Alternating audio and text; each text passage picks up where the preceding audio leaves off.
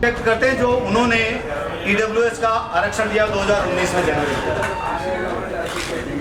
उस आरक्षण में बहुत सारी कमियां रही। मोदी जी का बहुत बहुत आभार कि उन्होंने दिया, हम आभारी हैं। लेकिन उनमें जो कमियां रही उसमें से एक भी बच्चा क्षत्रिय समाज का नौकरी लगने योग्य नहीं है।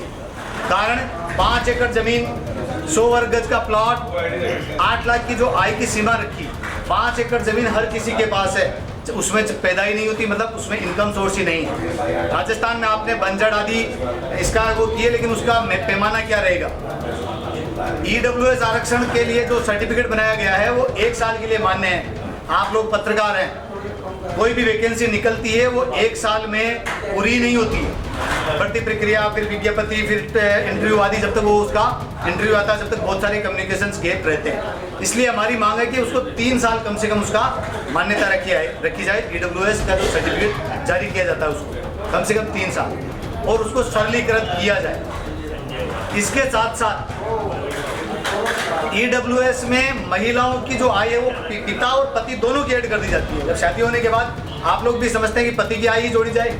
हमारी मांग है ईडब्ल्यूएस बोर्ड का गठन किया जाए। अन्य समाजों की जो SC ST OBC के बोर्ड है उनको जैसी सुविधाएं मिली हुई है, जैसे छात्रावास खुले हुए हैं, वो सब की जाए। और आप सबके लिए एक ब्रेकिंग न्यूज और सबसे बड़ी खबर जो है कि पंचायती राज और नगर निगम में 10% जो ईडब्ल्यूएस आरक्षण लागू किया गया वो सीटें रिजर्व की जाए। जब आप गरीबों को आगे लाना चाहते हैं, SC ST की सीटें रिजर्व है तो हमारी क्यों नहीं है?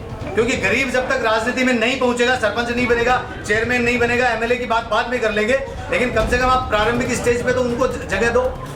10% आरक्षण की मांग मैं आपके माध्यम से करता हूँ। राजस्थान में हम अभियान चला रहे हैं, देश भर में ईडब्ल्यूएस सरलीकृत का अभियान हम चलाएंगे। इसके लिए हम सभी सांसदों को, मंत्रियों को, विधायकों से समर्थन पत्र भी हम लेंगे, और जो समर्थन नहीं देगा उसको हम सड़कों पे निपटेंगे।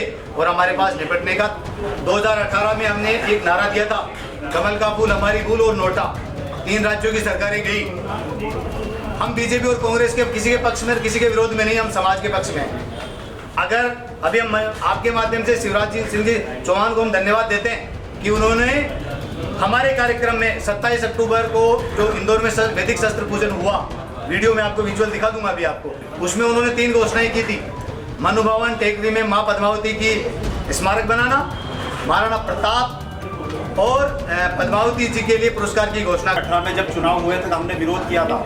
उस समय हमने नोटा का समर्थन किया था और 5 लाख से अधिक वोट नोटा में गिरे। और वर्तमान में जब 27 अक्टूबर को पधारे थे शिवराज सिंह जी, तब उन्होंने बात रखी थी जिसमें से एक बात हमारी पूरी कही गई। माता जी का, पद्मावती जी का जो स्मारक था वो कंप्लीट हुआ। जिसके बाद में जो बातें थी वो सिर्फ एक तरह से दिखावा मान ले अपन, या लिखित में कुछ हमें आवेदन के रूप में दिया